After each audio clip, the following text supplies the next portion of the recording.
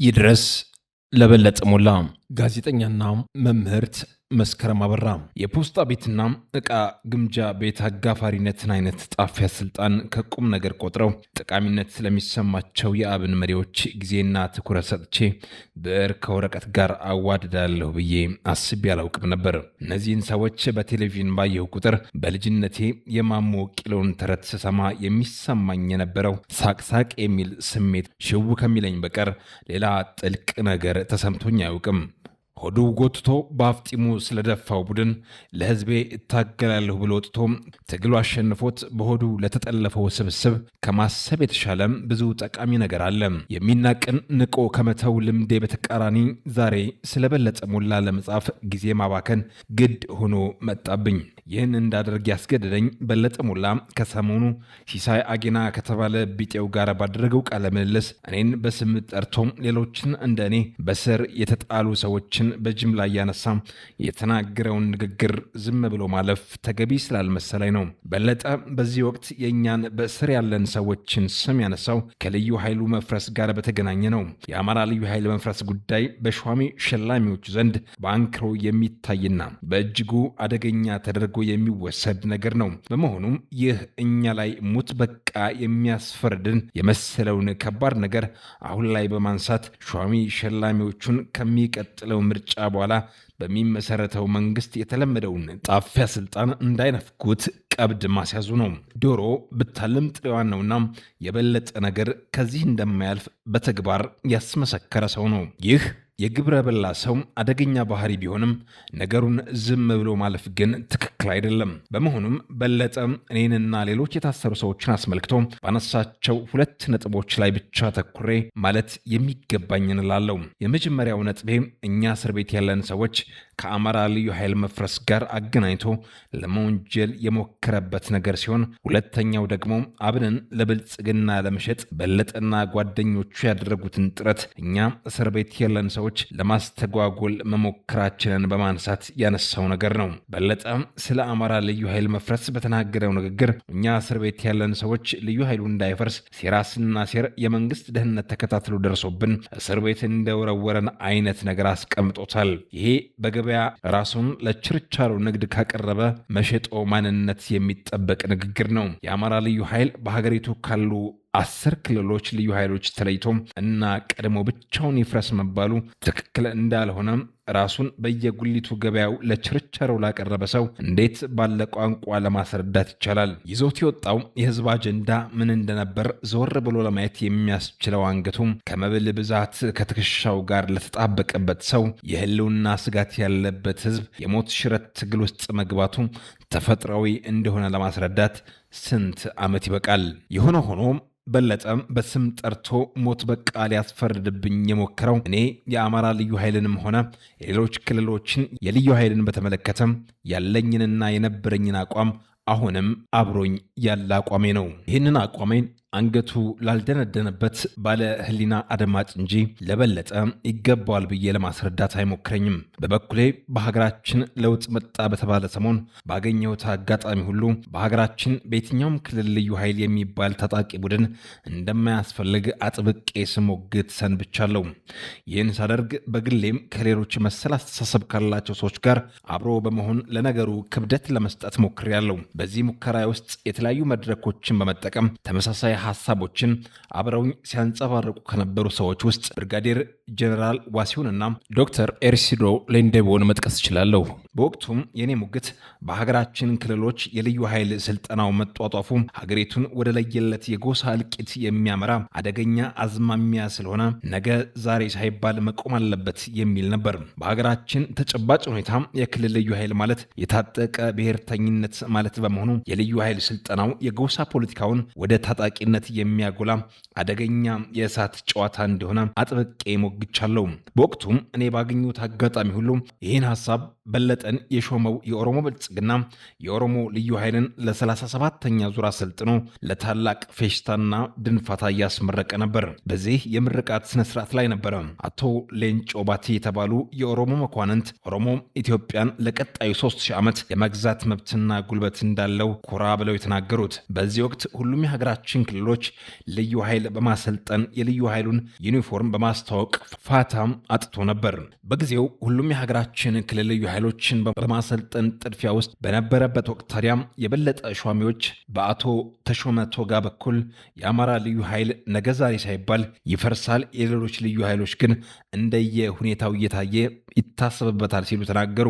ቀጥሎም የአማራ ልዩ ኃይልን የማፍረሻው ቀላጤ ሾልኮ ወጥቶ ለህዝብ ይፋ ሆነ። በለጠን ያብከነከነው የዚህ ቀላጤ ሾልኮ መውጣት ነው እንጂ ሌላው ክልል ልዩ ኃይሉን በስፋት እያሰለጠነ የአማራ ልዩ ኃይል ብቻ ይፍረስ መባሉ አይደለም። መሸጦነት አሰራሩ እንዲህ ነው። የአማራ ልዩ ኃይል ይፍረስ መባሉ በእኔ በኩል ቀደም ብዬ ያስኩትን በሀገራችን የትኛውም ክልል ልዩ ኃይል አያስፈልግም የሚለውን አቋሜን ባያስቀይረኝም የአማራ ልዩ ኃይል ብቻ ተለይቶና ፈጥኖ ይፍረስ መባሉ ግን ትልቅ ጥያቄ ፈጥሮብኝ ነበር። ነገሩ ጥያቄ መፍጠር ብቻ ሳይሆን ስልጣን ላይ ያለው መንግስት ስለ አማራ ህዝብ ያለውን የተንሻፈፈ አቋም በእጅጉም የተረዳሁበት አጋጣሚም ነበር። ነገሩ አመዛዛኝ ህሊናውን ላልተቀማ ሁሉ ጥያቄ የሚፈጥር ነበር። ለበለጠ ሞላ ግን ይህ ምንም ችግር ያለበት ነገር አይደለም። ምክንያቱም በዚህ ወቅት እርሱ ወደ ስልጣን ኮርቻ ሊያንጠላጥሉት ከሚችሉ በወቅቱ የአብይ አህመድ ከዳሚ ከነበሩ ደላላ ፖለቲከኞች ጋር የሽያጭ ድርድር ላይ ነበር። በለጠን በጉሊት ገበያ ሽያጭ ለጥድፊያ ስልጣን ያበቁ በወቅቱ ኢዜማ የተባለውን ፓርቲ እያቦኩ የነበሩ ደላሎች ዛሬ ከሀገር ተሰደው ሌላ መስመር ይዘናል ብለው መንግስትን በማብጠልጠል ላይ ቢሆኑም በለጠ ግን የተሸጠበትን ይሉኝታ ቢስ አካሄድ ይዞ ደርቆ ቀርቷል። ሆድን የመሰለ ጥላት ከወዴት ይመጣል? በልዩ ኃይል ጉዳይ ላይ ያለኝን አቋም ለማስረገጥ ይህን ጽሑፍ እንድጽፍ ካስገደዱኝ 2 ነጥቦች አንዱን ልቋጭ። የብሔር ፖለቲካ በጣጥሶ ሊጥላት በደረሰችው ኢትዮጵያችን ልዩ ኃይልን ማሰልጠን ለሀገር ከሚያስብ መንግስት የሚጠበቅ ተግባር አልነበረም። ታጥቆ ቀርቶም ሳይታጠቅ ሀገርን ወደ ገሃነም የመቀየር አቅም ያለውን የብሔር ፖለቲካ እስከ አፍንጫው በታጠቀ ልዩ ኃይል ማጀብ ሀገር እንድትቀጥል የሚፈልግ መንግስት መለያ አይደለም። ህወሓትና የግብር ልጁ የብልጽግናው መንግስት ግን ይህን አደገኛ ጨዋታ ከሀገር ጠልነታቸው ጋር ምንም ጠብ ያለው ነገር ስላልሆነ አፋፍመው ቀጥለውበታል። የእነሱ ችግር ነገሩ የአማራውን የሚያጠናክር መስሎ ሲሰማቸው ነው። የልዩ ኃይሉ ስልጠና ሄዶ አማራ ክልል ሲደርስ ብቻ ወንጀለኝነቱ ታያቸውና ልዩ ኃይል ይፍረስ አስባላቸው። እዚህ ላይ ልብ መባል ያለበት ይፍረስ የተባለው የአማራ ክልል ልዩ ኃይል እንጂ የሌሎች ልዩ ኃይሎች አይደለም። በተግባር የታየው ሀቅ ይሄ ነው። በለጠ ሞላና ሌሎች የኦሮሞ ብልጽግና ግዞዎች የተባለው ልዩ ኃይል እንደገና ይደራጅ ነው የሚል ልብ አውላቂ ቅራቅንቦ እንደሚያወሩ አይጠፋኝም። ይህን የሚያናግር ወይም እውነት አድርገው የሚያሳምን የጉሊት ገበያው የመሸጦነት ውል ብቻ ነው። እኔ ደግሞ ልቦናዬን ልሸጥ የትኛውም ጉሊት ገበያ ላይ ተገኝቼ ስለማላውቅ የባለ አእምሮ ጥያቄ አነሳለሁ። እስር ቤት ያስወረውረኝም ይኸው ነው። ይህንን ክርክሬን ዛሬም አልቀይረውም። የአማራ ልዩ ኃይል ብቻ ተለይቶና ቀድሞ ለምን ይፈርሳል? ከፈረሰ ሁሉም በአንድ ጊዜ መፍረስ አለበት፣ ካልፈረሰም ሁሉም መቀጠል አለበት ባይነኝ። ይህ ሳይሆን ቀርቶም አንድን ክልል ብቻ ለይቶ ልዩ ኃይል እንዳይኖረው ማድረግ ዓላማው ምን እንደሆነ ግልጽ ነው። በተረፈ እኔ በሀገሪቱም ሆነ በአማራ ክልል ታጥቆ የሚንጎራደድ ልዩ ኃይል የማየት አምሮት የለኝም። ቢቻል አንድ ሰው በቃላት እንጂ እንደ አውሬ በጉልበት ባይኖር እመርጣለሁ። የጉልበትን መንገድ የጀመረው ግን በለጠ ሞላ በአብን ማሊያ የሚጫወትለት የኦሮሞ ብልጽግናው መንግስት ነው። ጉልበት ከተባለ ደግሞ እንደ ህዝብ ጉልበታም የለም። አሁን በአማራ ክልል የሚደረገው ትግል የሚያስረዳው ከህዝብ የሚበልጥ ጉልበታም እንደሌለ ነው እንጂ ነገሩ የኦሮሞ ብልጽግና እንደሚያስበው ለቃቅሞ ያሰረን ጥቂቶች ጉዳይ አይደለም። ነገሩ የእኛ ጉዳይ ብቻ ቢሆን ኖሮ እኛን ለቃቅሞ ሲያሰር ሁሉም ነገር መንግስት በሚፈልገው መንገድ ይሄድ ነበር። የሆነው ግን ሌላ ነው። መንግስት እየሄደበት ያለውና የነበረው አጓጉል ጉዞ እንዲያስተካክል ሀሳብ ያነሳን እኛን ለቃቅሞ እስር ቤት ሲከት የእኛ ጥያቄው የነበረ የአማራ ህዝብ ሁሉ ጥያቄው እንደ ሰው ተናግሮ መግባባት እንደማይመለስ ገባው። ስለሆነም ጠበንጃውን አንግበው ወደሚሄድበት ሄደ።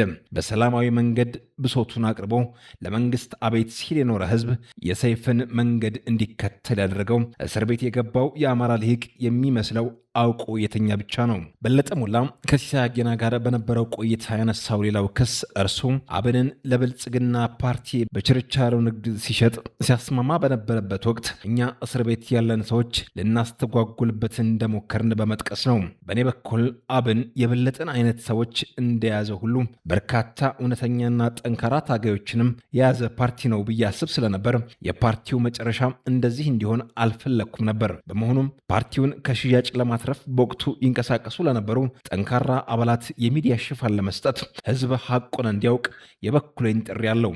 ይህ አሁንም የማልጸጸትበት ስራዬ ነው።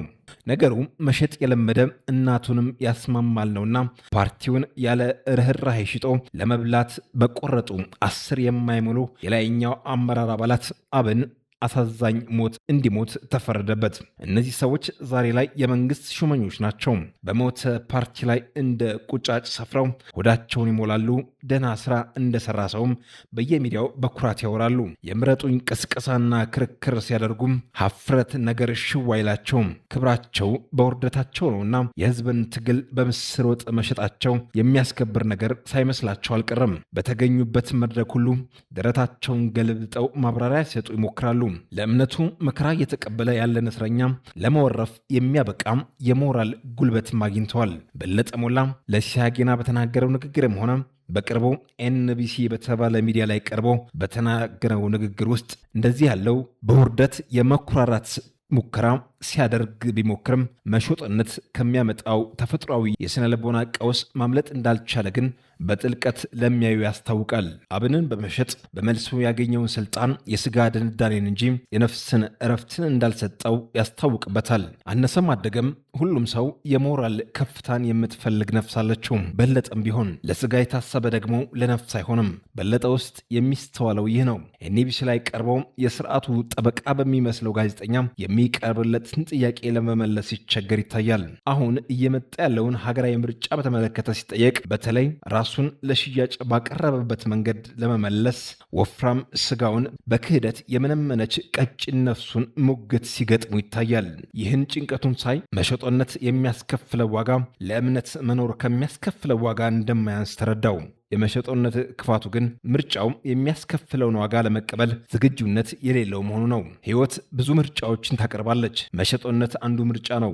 ይህ ምርጫም የራሱ የሆነ ዕዳና በረከት አለው። ዕዳው በከዱት ሕዝብ ዘንድ እንደ ኦሪት ለምጻም መሳደድ ሲሆን፣ በረከቱ ደግሞ ከመብል ጋር የሚያገናኝ ነው። መሸጦነታቸውን በመምረጣቸው በስብ የሚጠግቡ ሰዎች ከጠኔው ብዛት ኮርማ በሬውን አርዶ መጋጥ እንደጀመረ የጠገበውና ለዚህ ነው በሬን ያረድኩት ያለውን ሰው ይመስላሉ። አሁን በለጠ ያለበት የስነ ልቦና ሁኔታ እንደዚህ ያለ ነው። ይህ ስነ ልቦና ውስጡን ስለበላውና የጸጸት አዘቅት ውስጥ ከመከተቱ ባሻገር ለሁለት ጉርሻ ብለው በሬያቸውን ያሳረዱ ሰዎችን ክፉኛ የሚያስጠላ ስሜትንም ያመጣል። በለጠም እስር ቤት ያለን እኛን ክፉኛ የጠላንና ለሞት የሚያበቃ በመሰለ ጉዳይ ለግድያ እያመቻችን ያለው በዚህ ስሜቱ የተነሳ ነው። በሁለት ጉርሻ ለሚጠገብ ሆድ በሬያችንን ባለማረዳችን እርሱም ባለመምሰላችን የመበለጥ ስሜት ተሰምቶታል። ምንም ማድረግ አይቻልም። ከሆኑ በኋላ አለመሆን የለም። በአንድ ጊዜ የእምነት ሰውም መሸጦም መሆን አይቻልም። አንዱን መምረጥ ግድ ነው። ምርጫን ተከትሎ የመጣውን ዕዳና በረከት መቀበልም ሊያመልጡት የማይቻል ሐቅ ነው። የመሸጦነት ስነ ልቦና ግን ምርጫ የሚያመጣውን በረከት ለማግበስበስ እንጂ ዕዳ ለመሸከም ብቁ አይደለም። በመሆኑም ዕዳውን በረከት አድርጎ ለማደናቆር ይሞክራል። በለጠም እንደ ማንኛውም መሸጦ ዕዳውን በረከት አድርጎ ሊያቀርብ ሲሟሟት አብንን በጉሊት ዋጋ መሸጡን ፓርቲ ማዳን ሲል ይገልጸዋል። ፓርቲውን ያዳነው ደግሞ እኛ እስር ቤት የገባን ሰዎች ከእጁ ልንነጠቅ ስንል እንደምንም አድርጎ አድኖ አሁን ባለበት ጥንካሬ ላይ አድርሰነዋል ይላል። ይህ የበለጠ አባባል በእኩለ ሌሊት ቤቷን እንደ ጧፍ ለኩሳና እንድዳ አሁን በራልኝ ያለችውን እብድ ሴት ስነ ልቦና ይመስላል።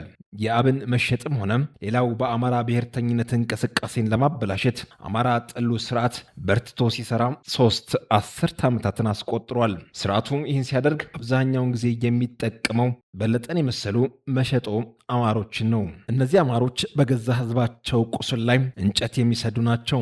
ስርዓቱ እነሱን በረጅም ዱላነት የሚጠቀመው እርሶ ሲያደርገው በእጅጉ በአማራ ህዝብ ዘንድ የሚጠላበት የመሰለውን ነገር ነው። መሸጦ አማሮች ግን በደህና ቀን የወዳቸውንና የህሊናቸውን ቦታ ስለቀያየሩ የወጡበትን ህዝብ ዘላለሙን በባርነት የሚገዛበትን ጉዳይ ሳይቀር በድፍረት በደስታና በኩራት ያደርጋሉ። ስለዚህ አማራ ጠሉ ስርዓት በአማራ ህዝብ ላይ ለሚያደርገው ጭካኔ የተሞላበት ግፍ ማስፈጸሚያ መሸጦ አማሮችን የማይተካ ጠቃሚ ሚና አለው። እነዚህን መሸጦ አማሮች በዚህ ሚናቸው አንጻር በደንብ የሚገልጸው የእንግሊዝኛው ዩዝፉል ኢዲየትስ የሚለው ቃል ነው። ከዚያ አኳያ በለጠ ሞላ ተወዳዳሪ የሌለው ነው።